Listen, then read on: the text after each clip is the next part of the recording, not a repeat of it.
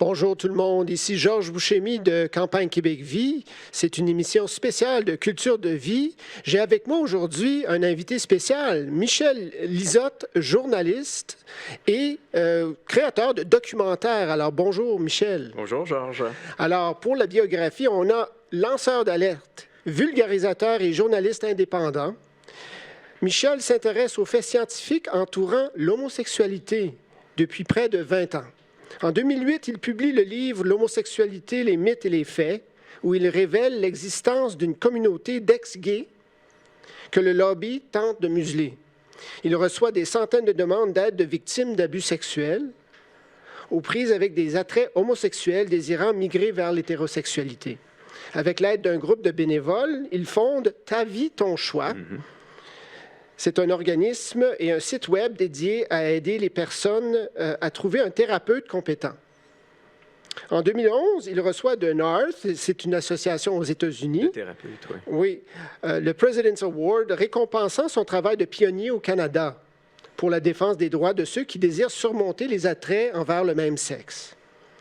Et en 2013, il réalise la vidéo « Getting Started for Reparative Therapists » pour aider à former les thérapeutes s'intéressant à la clientèle et démystifier les thérapies de migration auprès du public.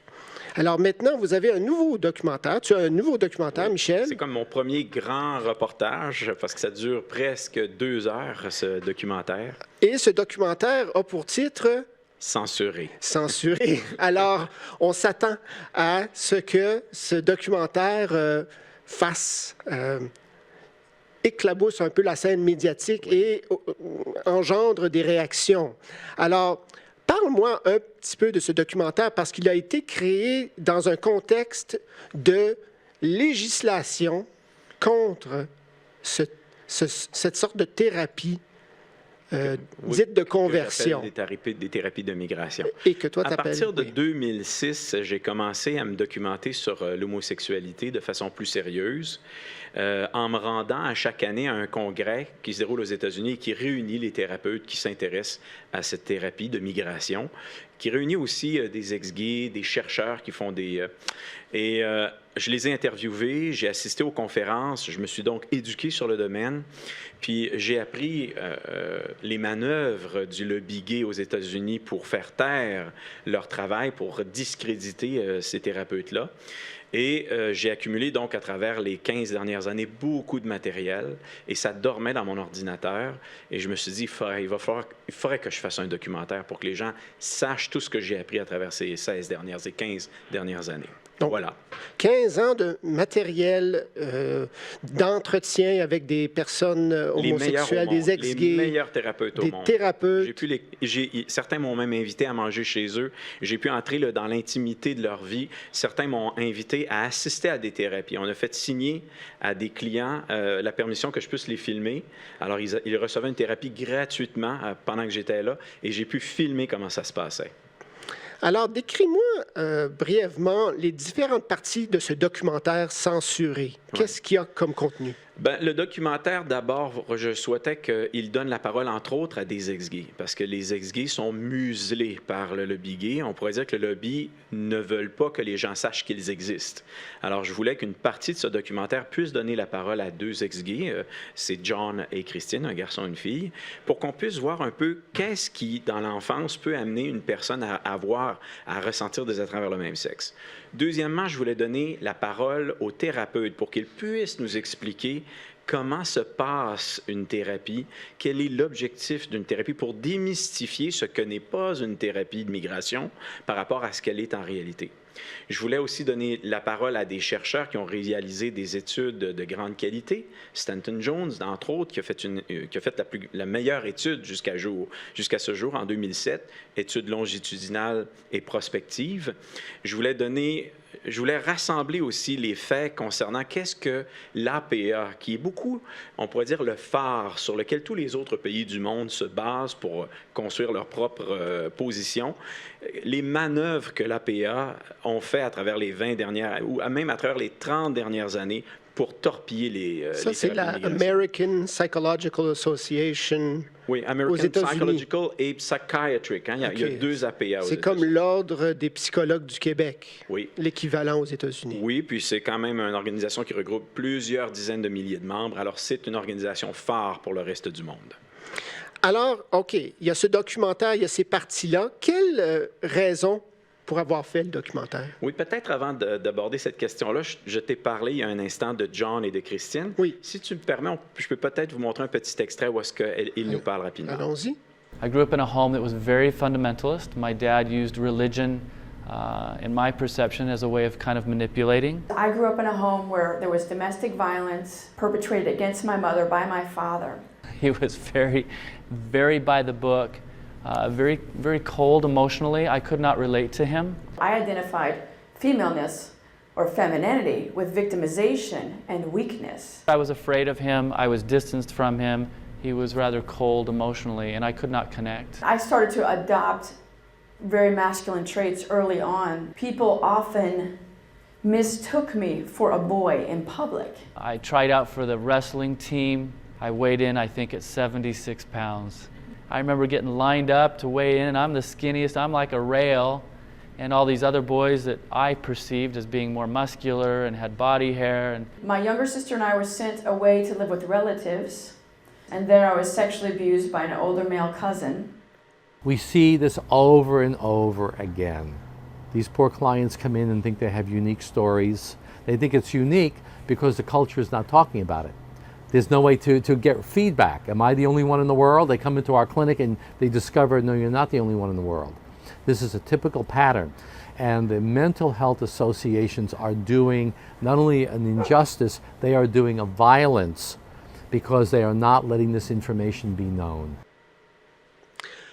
Alors, nous avons vu 2 ex-gays, 2 personnes qui, par des expériences durant leur jeunesse, ont acquis des attraits envers le même sexe.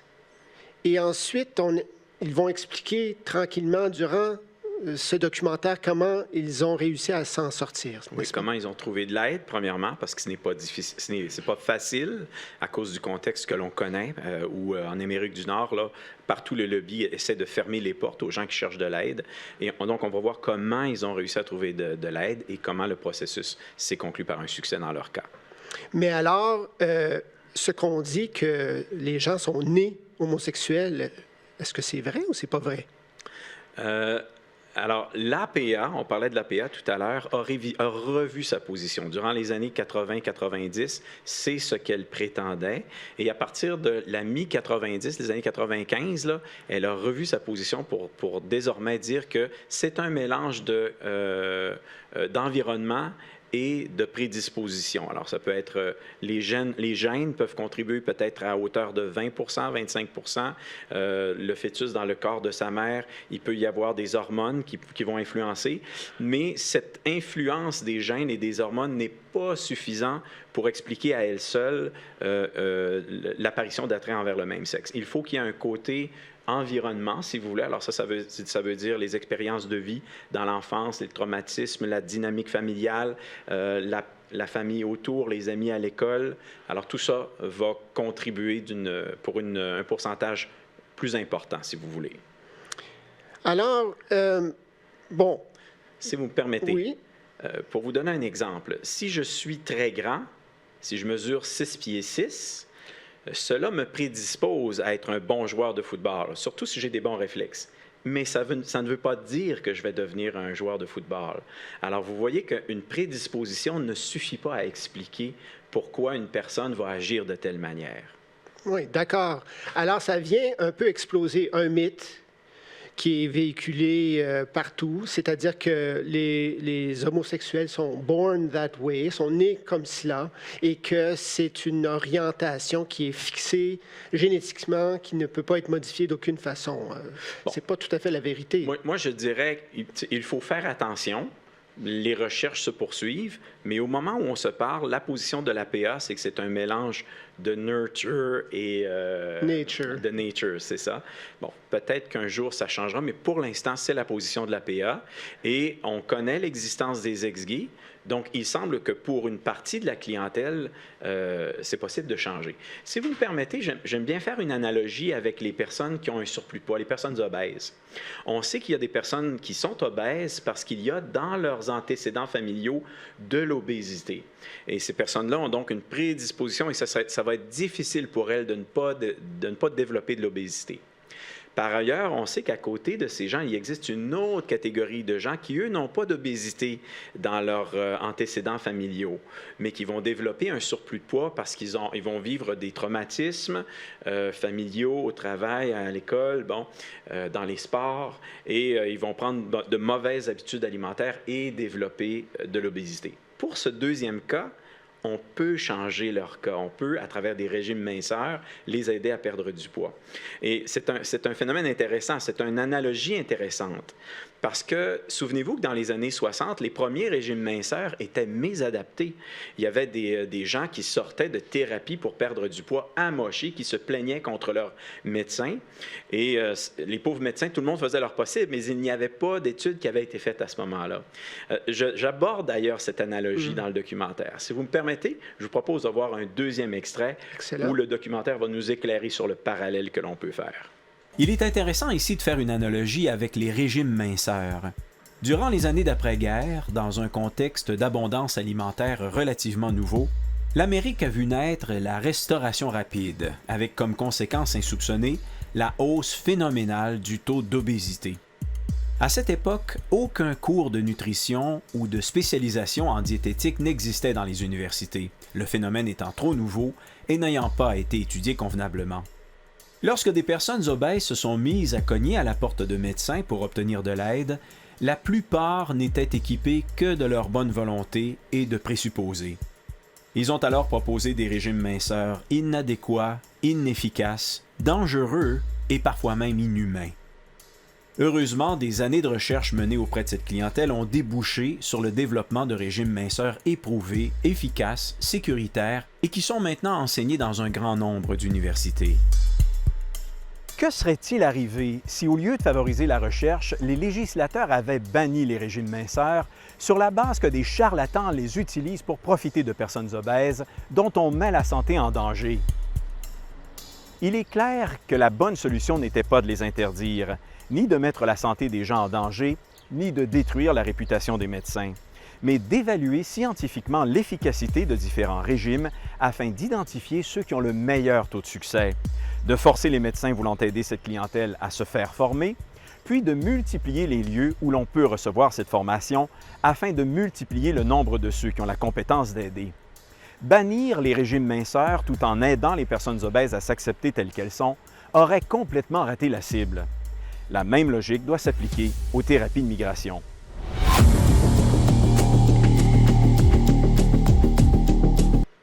Alors, si tu me permets, pour certaines personnes homosexuelles qui ressentent des attraits vers le même sexe, il semble y avoir le même parallèle. On peut aider certaines personnes qui sont motivées à l'aide d'un thérapeute compétent à faire diminuer les attraits vers le même sexe jusqu'à un niveau où ils ne représentent plus un problème, une obsession, et simultanément faire développer leur attrait vers l'autre sexe d'une façon fonctionnelle pour qu'ils puissent réaliser leur rêve de vivre en couple avec une personne de l'autre sexe.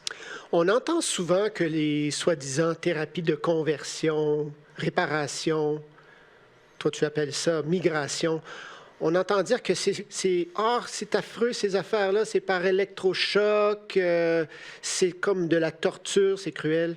Est-ce que c'est ça ou c'est quoi exactement? Bon. Alors, il faut faire attention. La première des choses, c'est qu'il n'y a aucun thérapeute qui va vous dire qu'il pratique la thérapie de conversion. Si vous allez rencontrer les spécialistes aux États-Unis, comme je le disais tout à l'heure, il y a un congrès à chaque année, aucun de ces spécialistes-là ne pratique la thérapie de conversion. Ils pratiquent des thérapies de psychodynamique, des thérapies comportementales, des thérapies de psychodrama. Ils utilisent EMDR, qui sont toutes des techniques, des modalités thérapeutiques reconnues par l'APA à travers le monde. Et c'est simplement qu'ils l'utilisent sur une clientèle qui a un objectif spécifique. spécifique. Je ne sais pas si ça répond à votre question. Donc, ce sont des techniques qu'on utilise pour d'autres sortes de troubles que les gens ressentent. Oui, par Ils ont exemple, des objectifs. pour des burn-out, pour du stress, pour de l'angoisse, pour le deuil. Alors, il existe plusieurs thérapies en psychologie. Alors, on a recours à ces mêmes techniques, qui sont souvent des techniques pour résoudre les traumas qui ont amené là, ces difficultés d'angoisse, de stress et ainsi de suite. Donc, comment se déroule normalement, disons si on prenait en moyenne, est-ce que c'est de la conversation? Est-ce que c'est comme le divan, comme à la Sigmund Freud? Ça fonctionne comment? Et pour combien de temps? Oui. Alors, c'est une question qui est plus difficile parce que chaque modalité a ses étapes, si vous voulez.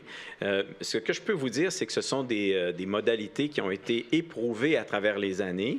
Et ce que l'on sait, c'est que habituellement, lorsqu'on met en pratique ces thérapies-là et que les gens sont motivés, que le thérapeute est compétent, les résultats sont presque toujours les mêmes. C'est la règle des 3 tiers. Là.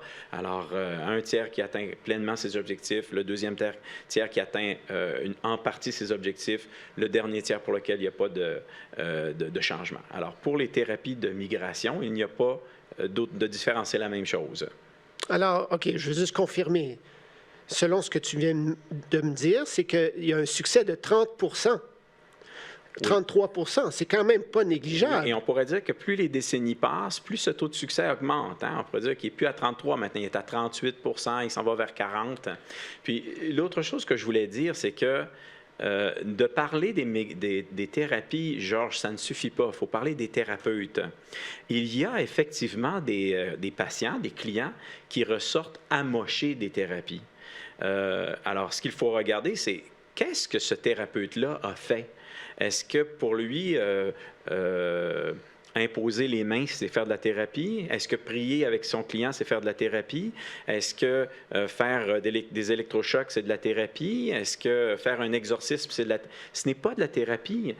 Prier, imposer les mains, faire de la lecture biblique avec un client, le connecter à des électrochocs, ce n'est pas de la thérapie. Ce n'est pas les fameuses techniques dont je parlais qui sont reconnues par les ordres. Il y a eu des électrochocs dans les années 50 et 60. C'était à la mode, mais ça a été abandonné. Il faut faire attention. Par exemple, quand on prenait l'avion dans les années 20, dans les années 30, là, bon, on n'était pas nés, toi et moi, mais ce n'était pas le confort qu'on avait aujourd'hui. Quand on se promenait en voiture dans les années 20, les années 30, ce n'était pas le confort qu'on a aujourd'hui. Il ne faut pas dire que les voitures ne valent rien aujourd'hui, basé sur ce que l'on a vécu il y a 50 ans. Présentement, le lobby gay prend des techniques qui sont démodées, que personne n'utilise. On parlait de électroshock thérapie. Alors, il n'y a plus personne qui utilise ça depuis les années 50 et 60. Là. Mais le lobby utilise encore des victimes de ces thérapies-là pour faire croire que c'est répandu à travers le monde et que tous les thérapeutes n'utilisent que cette méthode. Ce n'est pas le cas.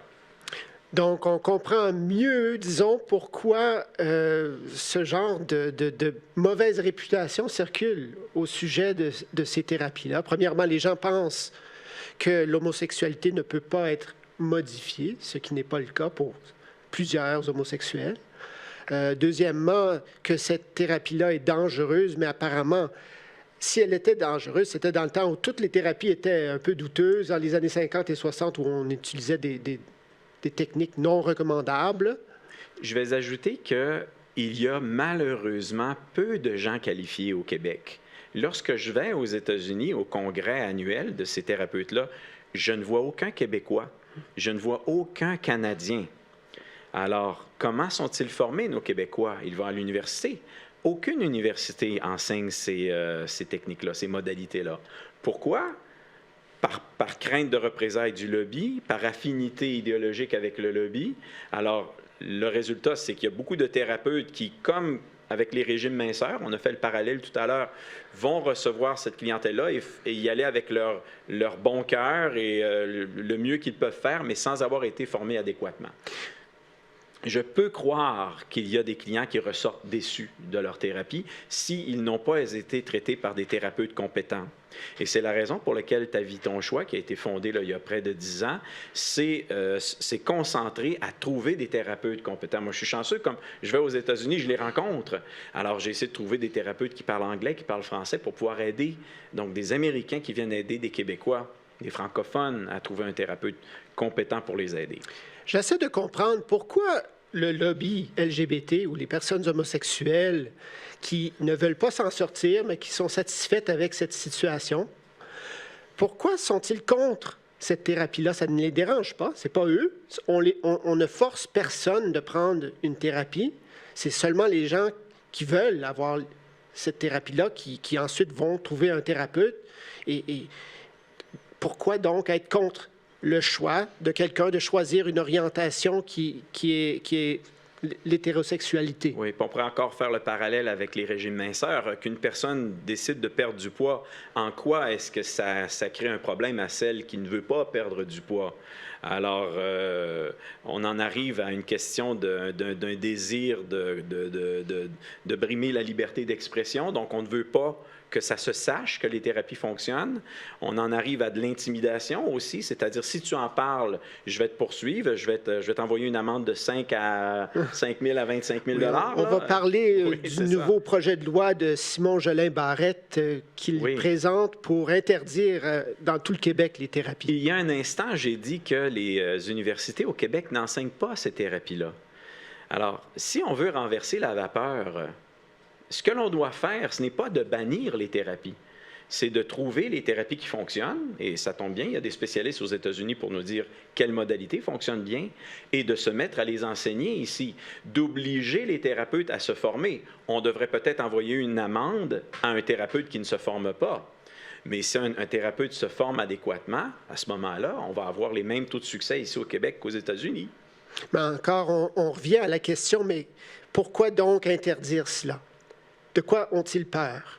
Si une personne qui choisit, j'ai des attraits envers le même sexe, je veux m'en sortir, ça ne me tente pas de les avoir, je vais voir un thérapeute, pourquoi cela menace? C'est sûr que c'est une question à laquelle je ne peux pas répondre personnellement.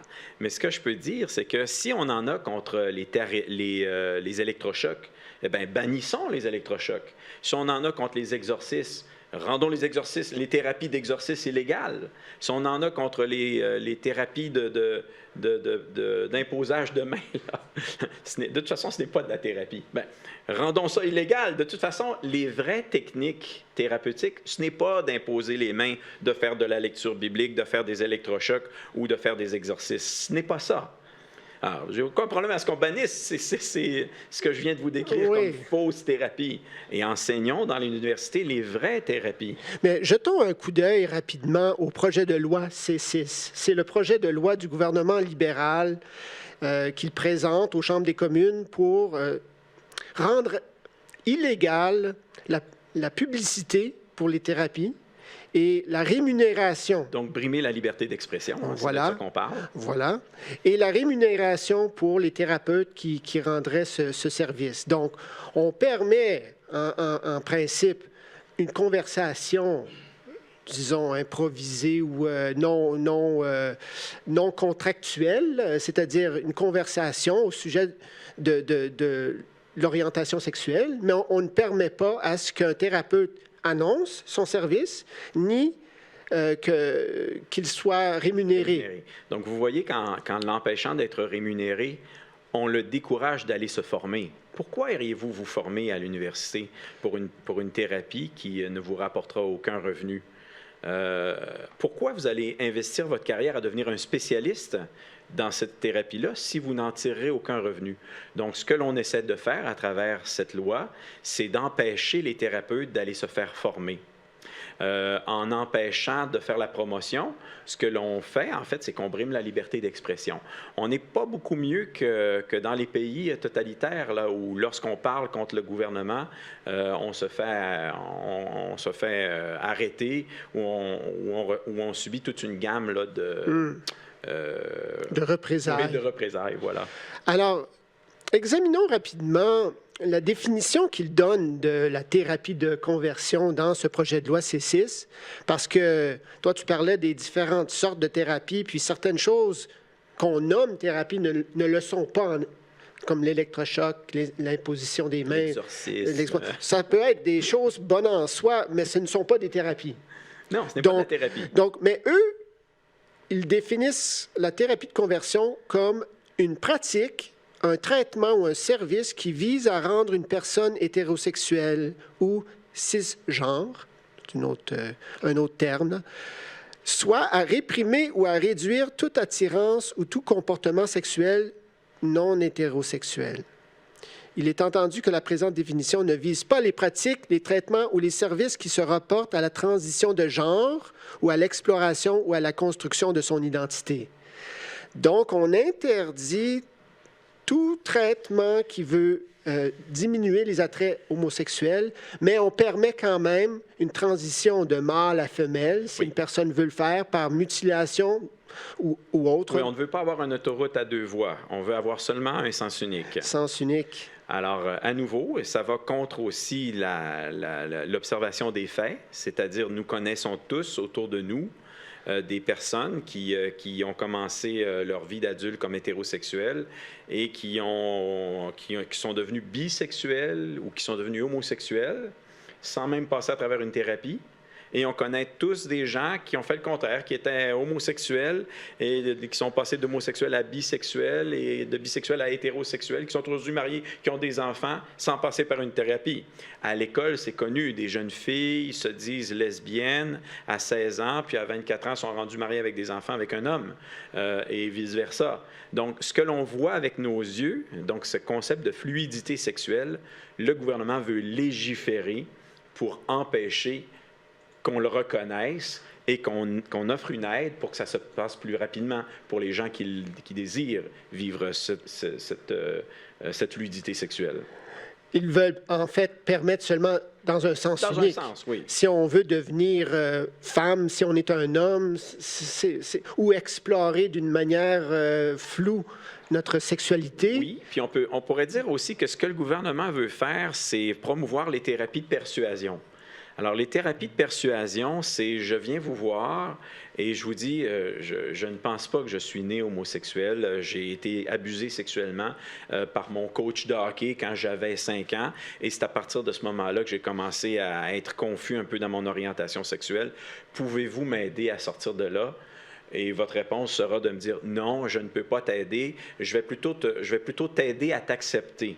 Donc, ton objectif, on va le mettre de côté, c'est mon objectif. C'est l'objectif de mon ordre qu'on va mettre de l'avant ou l'objectif du gouvernement. Donc, je vais t'aider, je vais te persuader que ce que tu me dis, ce n'est pas la réalité. Des thérapies de persuasion. On remplace des thérapies de migration qui respectent l'objectif du client par une thérapie où est-ce qu'on va le persuader de ce que notre ordre, le gouvernement ou nous, on veut. C'est contraire à l'éthique de la psychologie. Est-ce que tu penses que ton documentaire peut informer les députés, les décideurs pour qu'ils puissent changer d'idée sur ce projet de loi? Est-ce que tu espères que ça va faire son chemin? Le documentaire a surtout été fait pour des parents qui sont démunis parce que leur enfant vit de la confusion, leur enfant vient vers eux et leur dire « Aidez-moi, j'ai 16 ans, j'ai 15 ans, j'ai 17 ans, je ne sais pas quoi faire avec ça. » Donc, aider les parents à savoir quels sont leurs choix. Maintenant, est-ce qu'il peut convaincre des élus? Il est fait pour informer la population aussi. C'est sûr que 2 heures peut-être ne suffit pas à passer à travers toutes les preuves ou l'information qui est disponible là-dessus. Quand j'ai fait ce documentaire-là, j'étais très conscient qu'il n'en existe pas beaucoup. C'est peut-être le premier qui existe en français. J'espère qu'il y en aura d'autres après moi qui compléteront ce que j'ai fait. Mais j'ai fait mon possible pour aider à faire connaître un autre côté de la médaille que malheureusement on ne voit jamais dans les médias libéraux. Alors, tu es fondateur ou cofondateur de Ta vie, ton choix. C'est un service de référence pour les personnes qui veulent changer leur orientation sexuelle de l'homosexualité à l'hétérosexualité. Maintenant, là, ce projet de loi vise directement cette association-là, ce site Web-là. Qu'est-ce que tu comptes faire si ce projet de loi passe? Mais là, le site devient illégal, n'est-ce pas?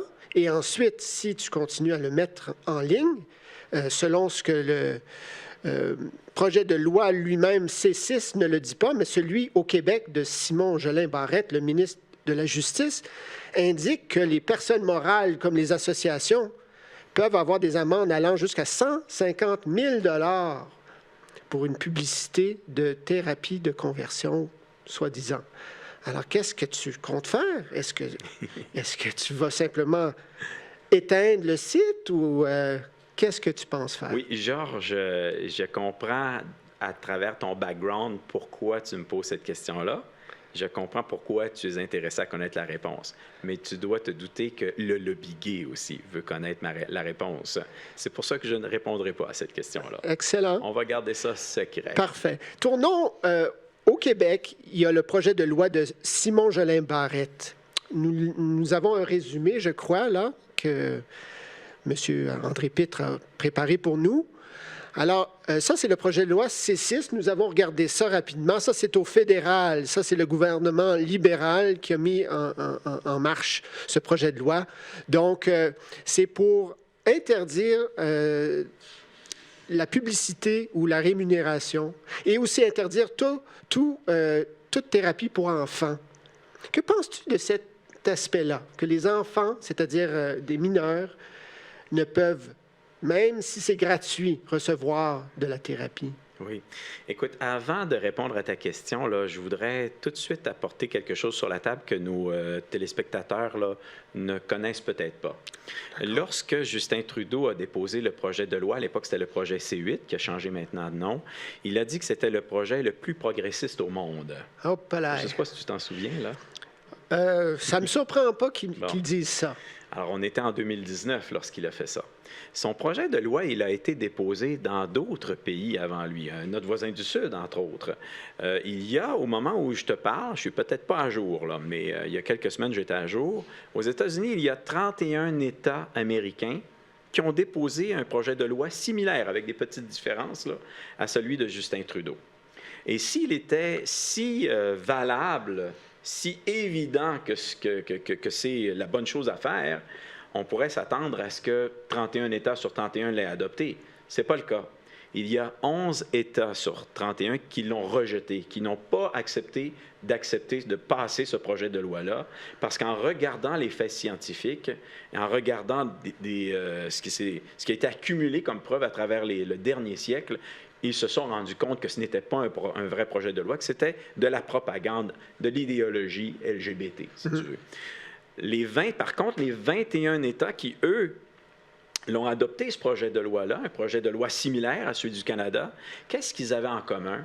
C'était tous des gouvernements libéraux. Certains États avaient eu un gouverneur conservateur qui avait battu le projet de loi 2 ans auparavant, et aussitôt qu'il y a eu un gouvernement libéral, ils ont redéposé le projet de loi et ils l'ont voté. Qu'est-ce que ça nous apprend, ça?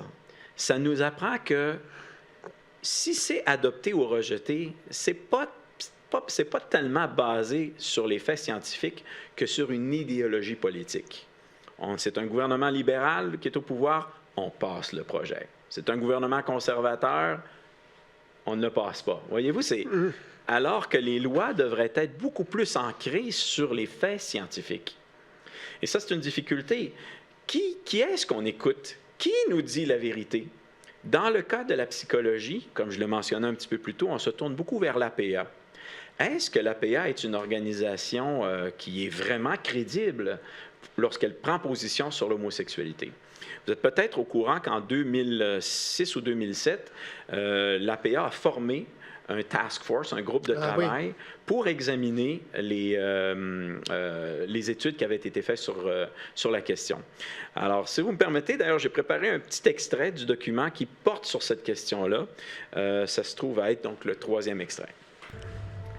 L'Association des psychologues d'Amérique, qui compte désormais une aile LGBT, baptisée la Division 44, réagit en formant rapidement un groupe de travail à qui l'on donne le mandat officiel d'évaluer les études afin d'établir si les thérapies de migration sont bel et bien efficaces.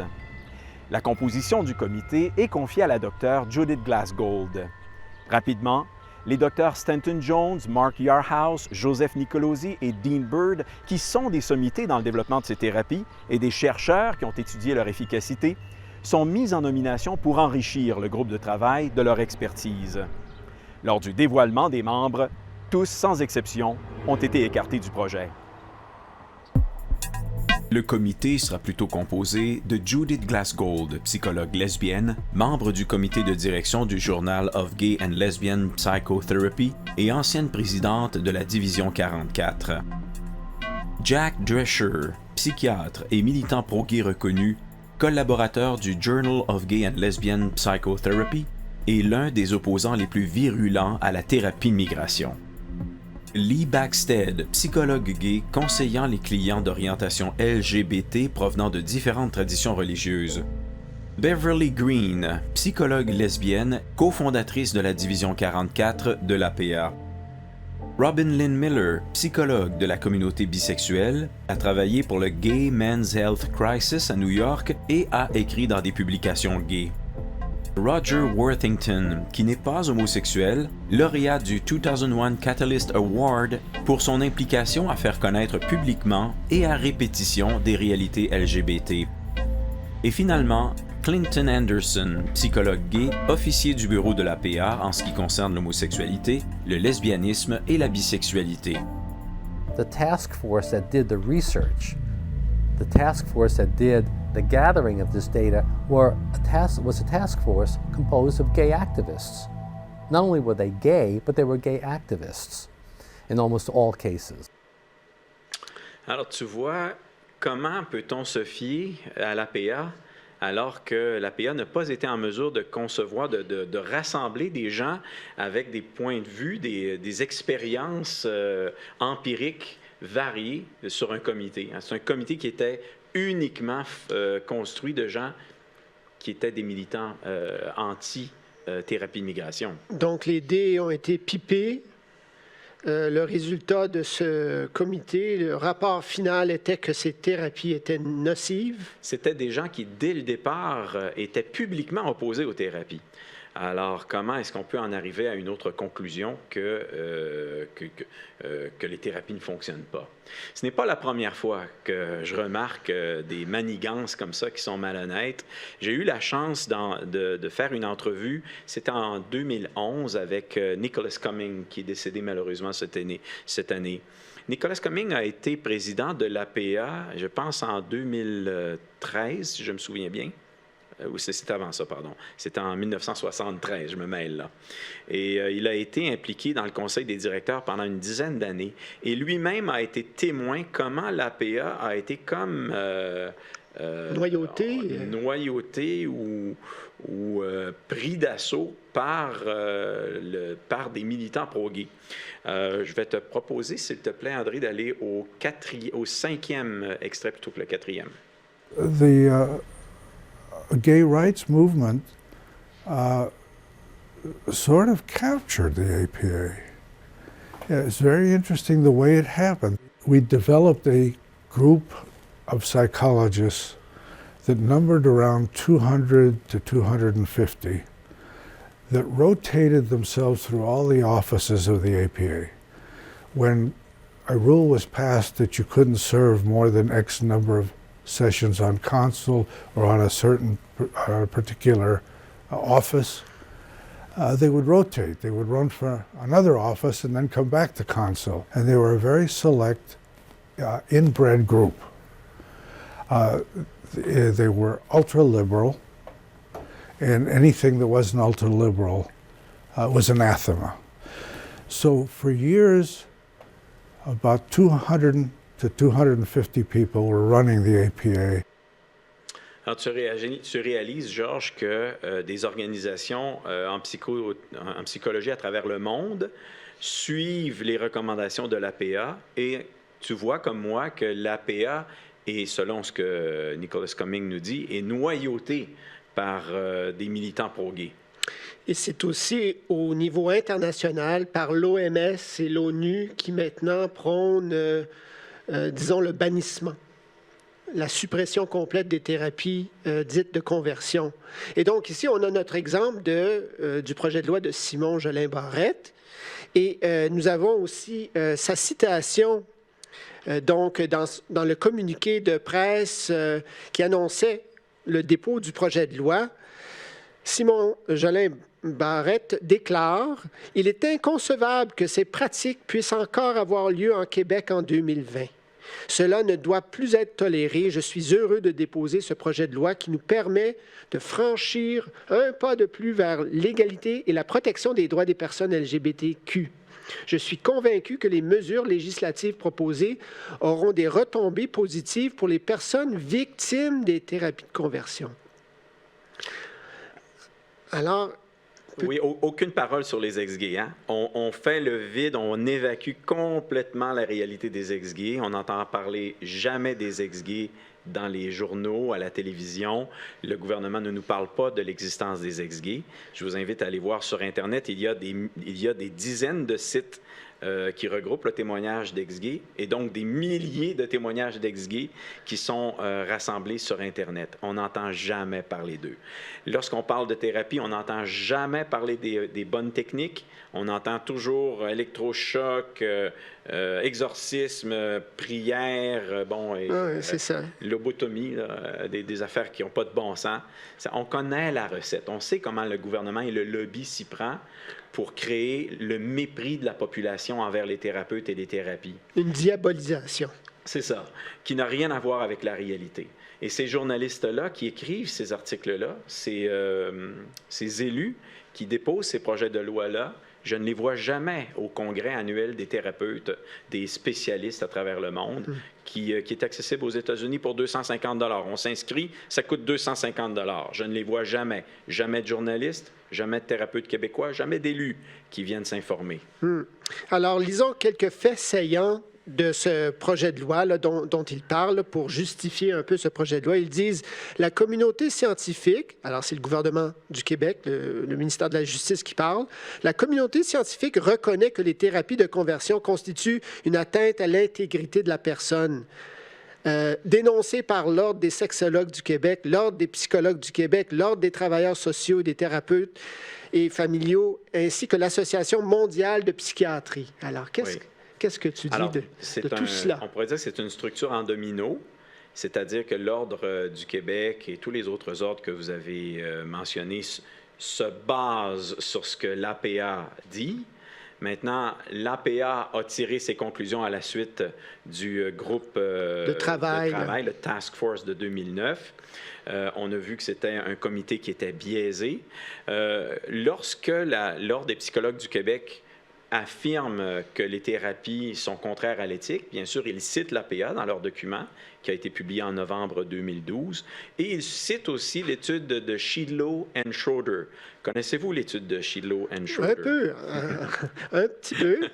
Alors, l'étude de Shidlow and Schroeder qui a été réalisée, publiée en 2002, est l'étude vers laquelle l'APA se tourne toujours pour mentionner que les thérapies ne fonctionnent pas. J'ai préparé un petit extrait, l'extrait numéro 4, qui résume un peu les faits saillants autour de cette étude-là et comment on a utilisé des méthodologies croches, malhonnêtes. Je vous invite à le regarder.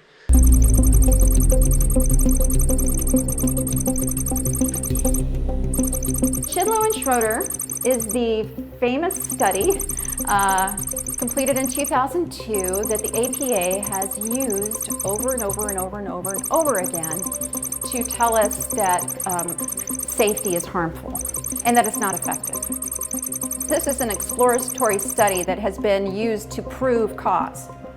It cannot indicate cause, it can't even indicate relationship or even influence. Shidlow and Schroeder recruited using methods that biased the study from the very beginning. Initially, there were flyers put out in gay venues and things that just said, hey, we want to document like homophobic therapies, and have you experienced harm?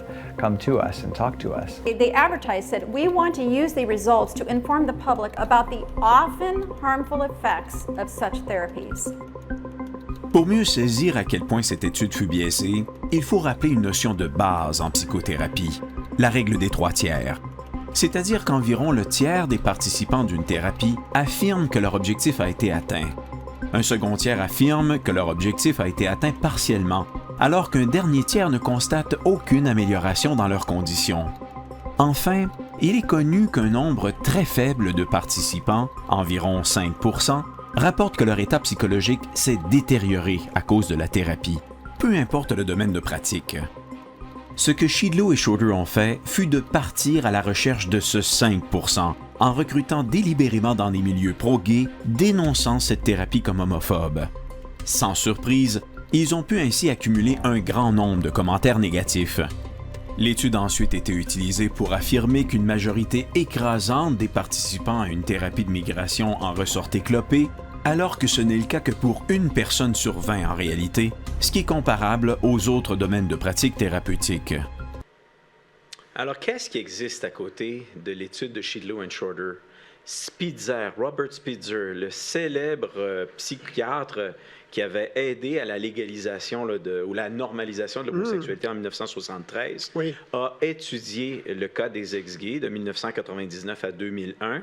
Il a publié une étude qui a démontré qu'effectivement, l'APA se trompait en disant qu'il n'y avait personne qui pouvait migrer de l'homosexualité vers l'hétérosexualité. Alors, il a été le premier à rectifier le tir. 5 ans plus tard, Stanton Jones et Mark Yarhouse, ils sont allés d'une première étude longitudinale et prospective. On commence à tomber dans des études de haute qualité ici pour confirmer ce que Spitzer avait vu.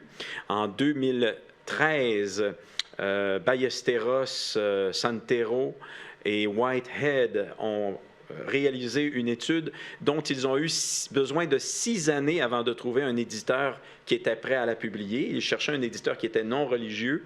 Personne ne voulait toucher le sujet. Finalement, en 2019, ils sont allés de l'avant en publiant leurs résultats eux aussi, en arrivant avec les mêmes chiffres que Jones et Yarhouse et Spitzer avant.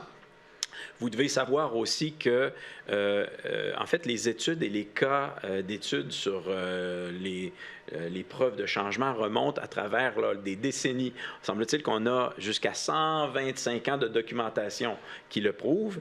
Et en 2021, Caroline Pella, qu'on a vu tout à l'heure dans un des extraits, va publier ses propres résultats sur une étude qui a été faite avec Joseph Nicolosi à partir de 2016. Donc, ça sera publié probablement cette année. Donc, les soi-disant résultats néfastes dont parle le ministre de la Justice du Québec sont basés sur un groupe d'études biaisé de l'APA qui, lui, est basé sur une étude biaisée de Shidlow et Schroeder. On ne le sait pas. On ne sait pas. Une des stratégies, c'est de ne jamais nommer d'études. On dit, la communauté scientifique s'entend, les thérapies ne fonctionnent pas. Mais on ne dit jamais qui et quelle étude. Ça reste vague. C'est la science, en guillemets. Oui, ça reste vague. Alors, dans le documentaire, moi, je parle de 4 études qui sont des études récentes, parce qu'on m'a déjà, dans le passé, dit « il ne faut pas parler des études qui datent des années 50, 60, 70, c'est trop vieux. » J'ai dit « C'est très bien, on va faire un documentaire sur les études récentes. » Alors, là, on commence l'émission commence à tirer à sa fin. Oui. Je voulais poser la question simple. Comment visionner ton documentaire? Où aller pour le voir? Comment le voir? Oui. Bien, c'est très simple. Il s'agit soit d'aller sur le site de Ta vie, ton choix. Alors, il est accessible via la page d'accueil. tavitonchoix.org. Alors, tavitonchoix.org. Si vous allez sur YouTube, j'ai l'impression qu'en faisant une recherche avec censuré, le documentaire va également sortir. Alors, c'est sur la chaîne Ta vie, ton choix sur YouTube. Oui. Et éventuellement, si jamais le gouvernement censure le site Web, alors le meilleur moyen, c'est de se procurer le DVD. Alors, si vous achetez le DVD, gouvernement ne pourra pas... déjà l'étiquette censurée. Oui, le gouvernement ne pourra pas venir vous l'enlever de votre maison. Là. En tout cas, j'espère qu'il n'ira pas jusque-là. Pas encore, disons. Alors, ça sera disponible par achat ou... Oui, tout à fait. Je pense qu'il a été ajouté sur le site web aujourd'hui. Ça devait se faire aujourd'hui ou demain. Alors, là. tavietonchoix.org. 29,95 $. C'est le prix, pour le prix des DVD. autres choses, oui. Alors, pour les parents qui seraient intéressés pour leurs enfants, pour les individus qui voudraient en savoir plus simplement. Oui, et tu me permettras en même temps de rappeler ce DVD-là aussi que j'ai lancé en 2013, qui est fait pour les thérapeutes qui veulent se former. Alors, dans ce cas-ci, c'est des gens qui cherchent comment s'outiller pour offrir de l'aide à cette clientèle-là. Tandis qu'ici, on a vraiment les manigances du lobby gay pour torpiller quelque chose qui pourtant a été validé scientifiquement. Et comme je le mentionnais, là, depuis 125 ans qu'on a des preuves que les personnes homosexuelles peuvent migrer vers l'hétérosexualité. Il y a aussi des témoignages donc de deux ex-gays sur le plus récent documentaire, tandis que celui-là, c'est vraiment pour former des thérapeutes. Oui, c'est une entrevue faite avec Joseph Nicolosi, qui est connu, qui est décédé en passant, et qui était le père de la thérapie réparative, qui a inspiré plusieurs autres thérapeutes à le suivre. Alors, c'est une entrevue d'une heure 45 minutes où il explique en détail comment procéder. Il a également écrit un livre que je suggère à tout bon thérapeute de se procurer. Alors, en passant, ces livres ont tous été censurés sur Amazon. Oui, alors, jusqu'à dernièrement, ils étaient sur Amazon, puis là, il y a eu, comme tu l'expliques d'ailleurs dans le documentaire, ça a été censuré. Shame and Attachment Loss, The Practical Work of Reparative Therapy, donc la thérapie réparative. Joseph Nicolosi, PhD. Si j'ai encore un petit peu de temps, 2 livres que je si vous désirez vous documenter, vous éduquer sur tous les mensonges, en fait, et les faits scientifiques. Alors, 2 livres qui sont intéressants, je devrais peut-être aller par ici. Homosexuality and the Politics of Truth, c'est par Jeffrey Satinover, et celui-ci, The War of non, je me trompe. The War on Psychotherapy. Oui, c'est par Christopher Doyle. 2 très bons livres. Et Christopher Doyle est aussi dans le documentaire censuré. Je l'ai interviewé à 2 reprises. Il est très, très intéressant. Un jeune thérapeute, je pense qu'il a 44 ans. Alors, Michel, y a-t-il autre chose que tu voulais ajouter aujourd'hui, là? Le documentaire, les projets de loi, les projets d'avenir? Simplement revenir sur la question de l'intimidation. Moi, j'ai commencé à publier les résultats de mon enquête indépendante dans mon livre en 2008. Et depuis 2008, je n'ai pas cessé de recevoir des courriels de haine. Régulièrement, des journalistes écrivent des articles sur Ta vie, ton choix où ils mettent mon nom, ma photo pour être sûr que les gens vont me reconnaître, pour me discréditer, pour détruire ma réputation. Combien de fois as-tu perdu un emploi? Ah, mon Dieu, j'ai perdu certainement une vingtaine, parce que je travaille à mon compte aussi, là. Il y a certainement 20 personnes qui ont cessé de m'engager après avoir su mon implication pour aider les personnes homosexuelles à sortir de l'homosexualité. C'est incroyable, c'est vraiment incroyable. C'est un sujet explosif, empoisonné. Les gens, plusieurs personnes ne veulent pas être à coquiner à ce sujet-là. C'est pas un sujet à aborder quand on va souper chez ses amis. Oui, c'est ça. C'est incroyable. Je remercie le studio d'avoir accepté de nous accueillir parce que ça montre que c'est une vraie chaîne de liberté d'expression. Puis je te remercie aussi, Michel. Oui, merci aussi, André, d'avoir permis. Tes affaires. Je vais mettre l'extrait d'intimidation. Ah, ben oui, on pourrait peut-être le mettre. If you go against the LGBT agenda in the mainstream media, you will quickly find yourself unemployed, especially in education and academia. If you don't wholeheartedly support the LGBT affirming agenda, or if you simply offer an alternative to those who are seeking or distressed by unwanted same-sex attractions or gender identity conflicts, you will be pressured, you will be potentially fired, you will be potentially intimidated for those beliefs. I've done dozens, if not hundreds, of media interviews over the last 10 years, and time after time, The reporters that are assigned to these stories are themselves LGBT identified, and it certainly colors the way that they cover stories. They don't often disclose the fact that they are LGBT identified. They don't tell you that they belong to LGBT activist organizations within the media that have agendas, and they don't tell you their biases. And I believe that is extremely unethical. And so what it's produced is really a culture of silence and fear. Alors, ce qu'on veut faire, c'est briser cette culture de peur pour faire une culture de liberté. Oui, tout à fait. Alors, la première des choses, c'est commençons par étudier les pratiques thérapeutiques qui fonctionnent, enseignons-les à l'université, formons des thérapeutes compétents, et forçons les thérapeutes à se former correctement et les personnes homosexuelles qui désirent librement, parce que c'est leur propre choix, obtenir de l'aide pour aller vers l'hétérosexualité auront des plus gros taux de succès, de plus grandes chances d'y arriver. C'est excellent. Bien, merci beaucoup, Michel, pour d'être venu ce soir. Merci de l'invitation. Alors, sur ce, je vous souhaite une bonne fin de journée. Ici Georges Bouchemi de Campagne Québec Vie. À la prochaine et que Dieu vous bénisse.